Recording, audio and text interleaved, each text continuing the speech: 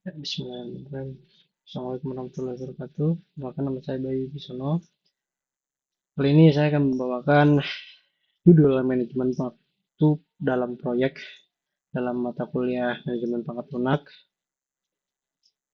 Kami dari kelompok 5 kelas TI 6B Nodrek Banjarbaru yang beranggotakan Isnianti Nur Khalifah, Ferdi Riyandi, Bayu Bisono, saya sendiri, Mufli Fauzan, dan Dia Andini.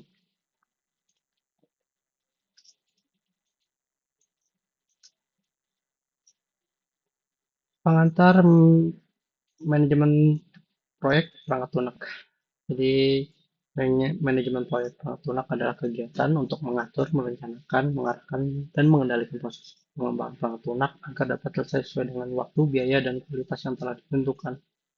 Tujuan utama manajemen proyek perangkat lunak untuk memastikan bahwa proyek dapat diselesaikan tepat waktu, biaya pengembangan terkendali sesuai dengan anggaran yang telah direncanakan, dan kualitas perangkat lunak yang dihasilkan dapat memenuhi kebutuhan standar yang telah disepakati dengan pengguna atau stakeholder.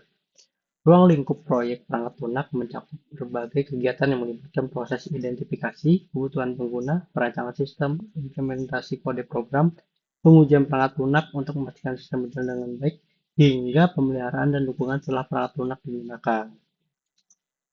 Nah, kali ini kami akan fokus di manajemen waktunya. Manajemen waktu dalam proyek perangkat lunak. Manajemen ini merupakan proses untuk memastikan semua aktivitas proyek dapat diselesaikan sesuai jadwal dengan melakukan perencanaan, pengaturan, dan pengendalian waktu selama proyek berlangsung. Hal ini penting dilakukan untuk menghindari keterlambatan proyek yang dapat berdampak pada meningkatnya biaya dan berkurangnya kepuasan pengguna.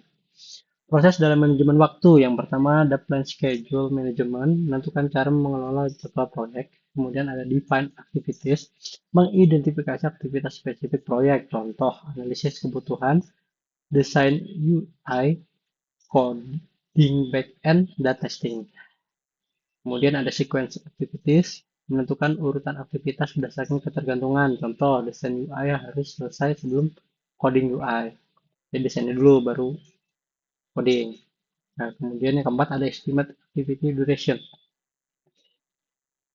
Mengestimasi lama waktu penyelesaian setiap aktivitas. Ya, jadi kita ketika udah ini sudah siapkan apa aja, kita udah bisa kasih estimasi. Ini selesai kapan, selesai kapan. Kemudian develop schedule, menyusun jadwal proyek lengkap menggunakan tools seperti Gantt chart. Yang keenam, kontrol schedule, memantau progres dan melakukan penyesuaian jika terjadi keterlambatan. Pertama, ini kita akan bahas perencanaannya, manajemen waktu. Langkah pertama dalam manajemen waktu adalah perencanaan. Pada tahap ini, manajer proyek menentukan daftar aktivitas yang harus dilakukan dalam proyek, mengidentifikasi hubungan ketergantungan antar aktivitas, dan memperkirakan durasi yang dibutuhkan untuk menyelesaikan setiap aktivitas tersebut. Kegiatan ini biasanya dimulai dengan membuat work breakdown structure (WBS) untuk memecah proyek menjadi bagian-bagian pekerjaan yang lebih kecil sehingga lebih mudah diatur dan dipantau. Dan teknik estimasi waktu proyek. Terdapat beberapa teknik yang dapat dilakukan untuk melakukan estimasi waktu dalam proyek perangkat lunak. Expert judgment. Teknik ini menggunakan pengalaman para ahli atau manajer proyek yang sudah sering menangani proyek serupa sebagai dasar estimasi waktu. Jadi ini yang pro-pro aja nih yang bisa nih estimasi. Kemudian ada analogous estimating. Estimasi dilakukan dengan membandingkan dengan proyek-proyek sebelumnya yang memiliki karakteristik serupa. Kemudian ada parametric estimating.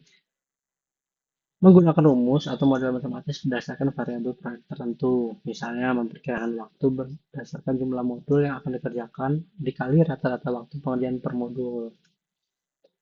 Nah, kemudian ada 3-point estimating approach. Menggunakan 3 estimasi yaitu waktu optimis, waktu realistis, dan waktu pesimis dengan rumus TE sama dengan 0 ditambah 4M plus P dibagi 6. Jika contoh pengerjaan sebuah modul perangkat lunak waktu optimis adalah 4 hari, waktu realistis 6 hari, dan waktu pesimis 10 hari, maka estimasi waktu rata-ratanya adalah 6,3 hari. Dengan metode ini, estimasi waktu akan lebih akurat karena mempertimbangkan kemungkinan variasi kondisi proyek. Jadi dia mempertimbangkan Waktu paling lama pesimis, kemudian aktualnya realistis, dan optimisnya biasanya lebih cepat. Kemudian penyusunan jadwal proyek. Setelah durasi waktu untuk setiap aktivitas ditentukan, langkah selanjutnya adalah menyusun jadwal proyek. Penyusunan jadwal proyek biasanya menggunakan alat bantu seperti Gantt chart untuk menggambarkan urutan aktivitas secara visual dengan rentang waktu pengerjaan standar atau diagram CPM output untuk menentukan jalur kritis proyek. Contoh sederhana jadwal proyek perangkat lunak. Ini ada contohnya. Ya, di sini ada aktivitasnya, nama aktivitasnya tulis kebutuhan, desain sistem, pengkodean, coding, kemudian sistem, implementasi sistem, terus kemudian di sini ada durasinya, waktu, waktu selesai. Dari jadwal tersebut, proyek akan selesai dalam 38 hari. Jika semua aktivitas berjalan sesuai jadwal, jalur kritis dalam proyek dapat dilihat dengan metode CPM, yaitu jalur aktivitas yang jika mengalami keterlambatan akan mempengaruhi keterlambatan seluruh proyek. Jelas, misalkan nih di desain kita analisis kebutuhan. Terus kalau ini molor yang seharusnya 5 jadi 10 hari gitu. Desain sistemnya pasti akan molor juga. Mundur-mundur-mundur. 8 tambah 5 ya angkat jadi 43 hari. Kemudian ada pengendalian waktu proyek. Pengendalian waktu dilakukan dengan memantau perkembangan proyek secara rutin dan membandingkan progres aktual dengan jadwal yang telah direncanakan. Jika terdapat keterlambatan pada aktivitas tertentu, manajer proyek dapat melakukan tindakan perbaikan seperti menambahkan sumber daya, penyesuaian urutan aktivitas, atau menjadwalan ulang agar keterlambatan tidak mempengaruhi penyelesaian proyek secara keseluruhan. Kesimpulan, manajemen waktu dalam proyek perangkat lunak menjadi bagian penting untuk memastikan proyek dapat selesai tepat waktu, mengontrol biaya, dan menjaga kualitas pekerjaan. Dengan melakukan perencanaan estimasi waktu menggunakan teknik yang tepat, menyusun jadwal dengan jelas, serta melakukan pengendalian secara rutin. Proyek perangkat lunak dapat berjalan efektif dan efisien, serta meningkatkan kepuasan pengguna terhadap hasil yang dicapai. Sekian, terima kasih.